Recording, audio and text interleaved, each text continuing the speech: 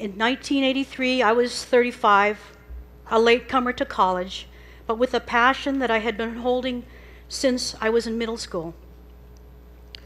Like kids today get lost in the world of video games, I would get lost at the movies, escaping into dreams and visions of others that carried me away from what I was experiencing at that time as a very depressing childhood. I was this overweight kid. Now I'm full-figured.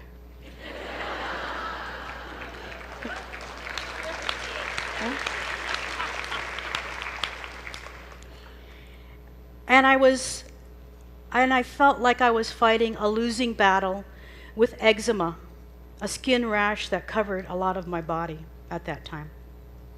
If I took my jacket off, you'll see there's no more eczema. But I felt alone, invisible, and very down most of the time. One of my sisters teased me mercilessly, calling me names like fatso and leper. Another sister ignored me and refused to talk to me. She had drawn a line down the middle of the room and said, "This is my side." My mother was a depressed mother, a foreign bride from a foreign land, from far, far away from her home in the Philippines, missing her family terribly. My father, a military man who lived inside a suit of armor, rarely taking it off or letting his family in. Often my only sources of love in my family were the younger sisters who were too young to hurt or to harm. No wonder the movies, especially the romantic ones, soothed my soul.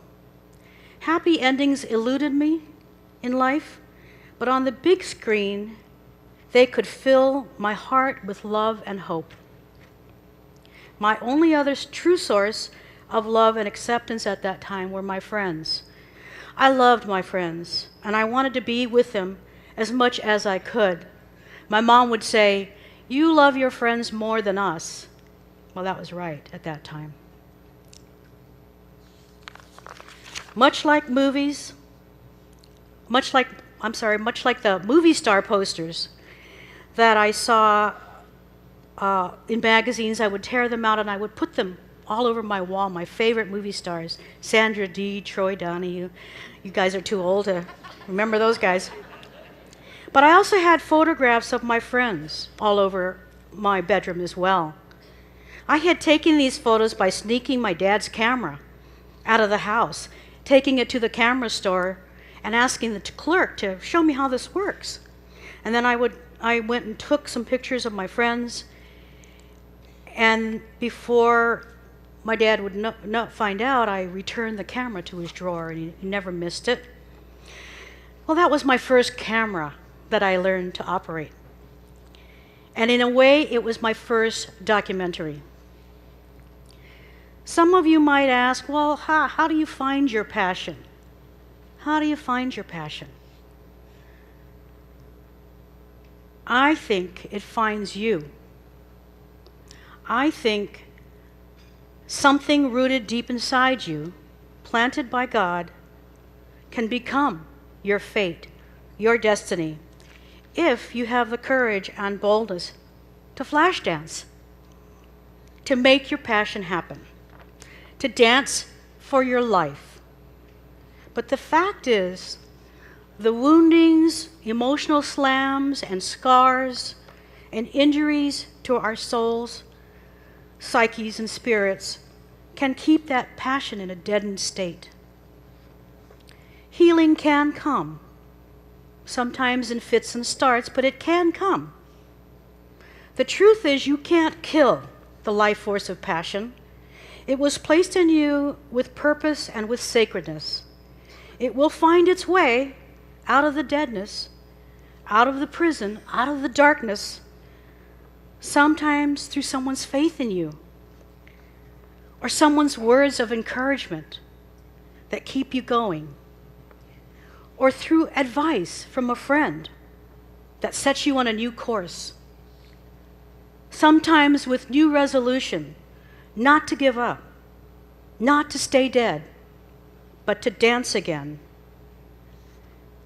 and to keep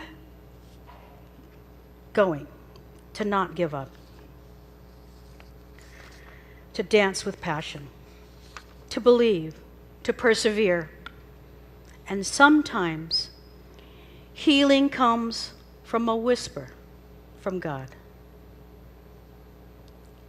Those who seek to dance their real dance, their authentic dance of their lives, who reach for their dreams and their desires no matter what, will find their passion, rising up to meet them with courage and with boldness, despite the wounds and the need for healing. In my case, despite a painful detour on my way to making my passion happen. In 1984, after my graduation from the university, I was all fired up by my Flashdance, my Flash Beagle dream that I had. I applied to film school, ready to launch into my Flashdance. But I was rejected, and I was dejected. There was only one door open to me that summer, to take the job I was offered with the Honolulu Star-Bulletin on Maui as a reporter.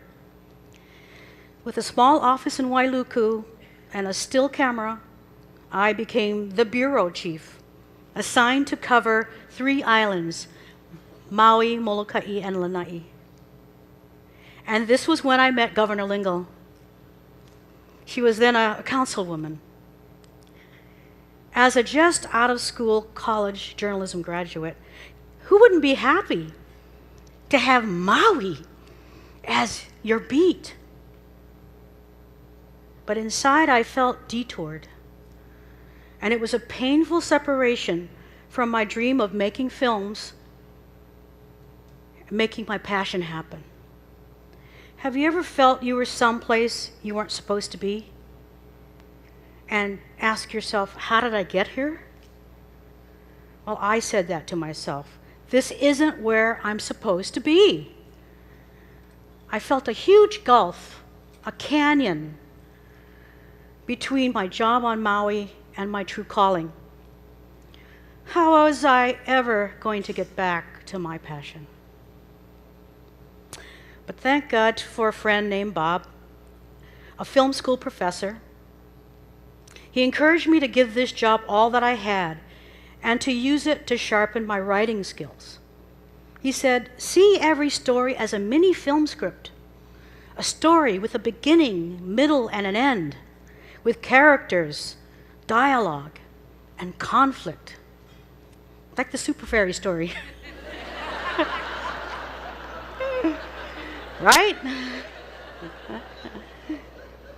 One day he said I would find my way back to that passion, and I would be ready to launch into it. So I went to work as a reporter, committed to giving my all, to giving it 5 years, to be professional and to strive for excellence. And I never felt like this was where I was supposed to stay. And I just kept believing that when the time was right to pursue my true passion, I would know. Can detours be divine?